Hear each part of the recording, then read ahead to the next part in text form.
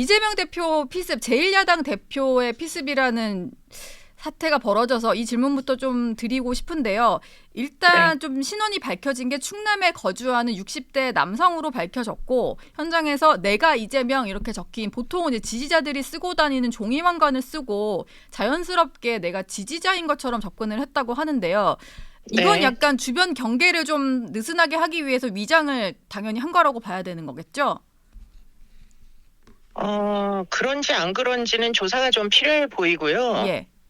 보통 이제 정치 테러를 저지르는 사람들은 사실은 그 피해자, 뭐 지금 당 대표죠. 그런 분들에 대해서 과거에는 지지를 했던 사람들일 개연성이 굉장히 높습니다. 예. 지난번에 송영길 그 전 대표를 그 테러했던 분도 사실은 뭐 상당 부분 과거에는 지지를 했던 전력을 갖고 있잖아요. 예.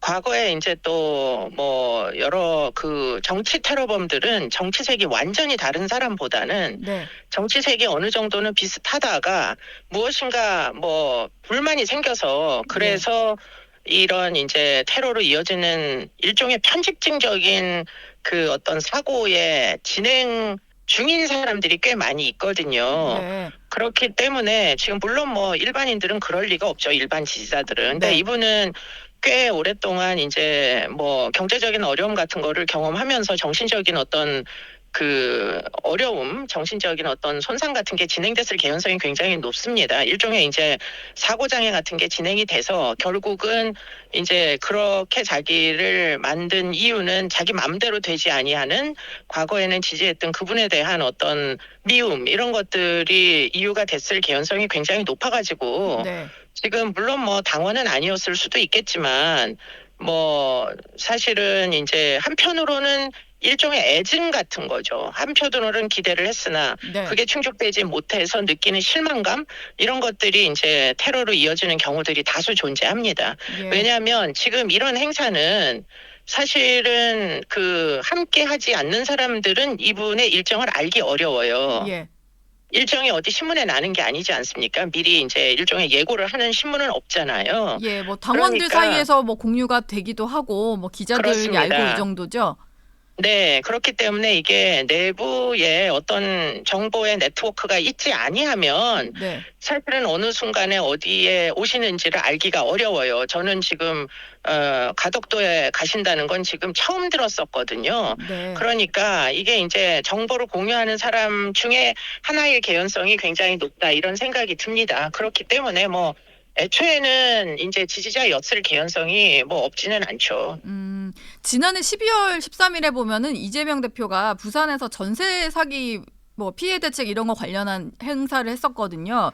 여기도 네. 이분이 좀 나타난 모습이 포착이 돼서 네네. 이게 약간 따라다니면서 범죄 기회를 노린 것인지 약간 뭐 그런 생각이 들기는 하더라고요. 여러 차례 이제 그 일정에 동행한 모습이 좀 보여서 이거는 근데 이제 그냥 그렇게 봐야 보통 되는 걸까요? 예. 그렇죠. 보통 편집증적인 사고가 진행되잖아요. 누구에 대해서 막 너무 뭐 이렇게 애증 같은 걸 느끼게 되면 그분의 일거수일투족에 대한 관심을 집중적인 관심을 갖게 됩니다. 예. 그래서 보통 보면 이런 사건이 일어나기 전에 네. 상당 부분 스토킹을 한 기관들이 있어요.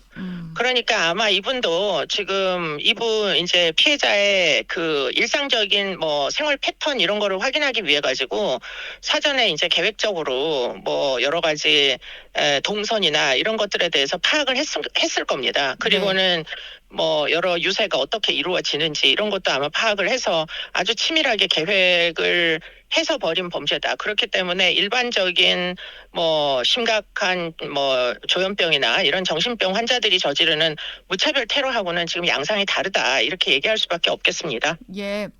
어제 보도를 통해서 전해진 내용 중에 좀 주목할 부분이 있어서요. 이분이 일단 네. 충남에서 부동산을 운영 중이라고 해서 일부 매체가 그 지역으로 가가지고 주변의 이웃들을 좀 취재를 해봤더니 뭐 법 없이도 살 분이다. 내가 본 가장 성실한 사람이다. 이런 얘기도 했고 상당히 조용한 성향이었다. 그리고 뭐 네네. 강성 정치 성향을 드러낸 적이 없다고 하더라고요. 네. 그러면 이제 평소에 이거 감추고 사는 건지 아니면 이런 패턴의 범죄자의 좀 특성이 있는 겁니까? 그러니까 편집증적인 사고 장애가 진행되잖아요. 예. 그러면 사회적 관계가 현저히 줄어들게 됩니다. 왜냐하면 워낙에 좀 괴이한 사고에 심취하기 때문에 일반인들하고 쉽게 대화하거나 생각을 나눌 수가 없게 되거든요. 네. 그렇기 때문에 꽤 은둔형 외톨이 같은 생활, 제3자가 보기에는 조용한 생활을 아마 오랫동안 했을 개연성이 굉장히 높다 이렇게 보는 게 맞겠죠. 아마 이웃들이 진술하는 건 그 겉모습을 진술하고 있는 것으로 보입니다. 예. 어제 이 피의자 김 씨 같은 경우는 경찰 조사에서 이 대표를 살해하려고 했다. 이제 살인의 고의를 바로 진술을 하면서 인정을 했거든요. 네. 보통은 이제 형량을 좀 낮추려면은 뭐 살인 의도까지는 없었다라고 할 법도 한데 이렇게 바로 인정을 하는 것은 어떤 심리인가요? 그러니까 일종의 이제 편집증적인 사고 중에는 과대망상 같은 것도 있거든요. 예. 그러니까 지금 이제 뭐 결국은 미수에 그친 어쩌면 크게 중상도 입히지 못한 이런 사건인지도 모르겠는데 네. 그런데 이 사람은 본인은 내가 살해하려고 했다. 정말 뭐 유명한 퍼블릭 피겨를 살인을 하려고 했던 난 살인범이다. 이렇게 이제 천하의 공표를 하면서 자신의 존재감을 마구 드러내고 싶어하는 이런 욕망이 한편으로는 존재했던 거죠. 예. 그렇기 때문에 그런 이제 어떤 사고 장애, 뭐 연장선상에서 과대망상 이런 것들이 있었던 이제 이유 때문에 이렇게 진술하는 거라면 나중에 재판 중에 과거에 이제 이런 정치 테러가 여러 번 있었어요, 우리나라에도. 네. 이제 리퍼트 대사를 흉기로 상해를 입혔던 뭐 김기종이라는 테러리스트도 있었고요. 네. 그런 분들에게 살인죄가 적용이 다 되지 아니했습니다.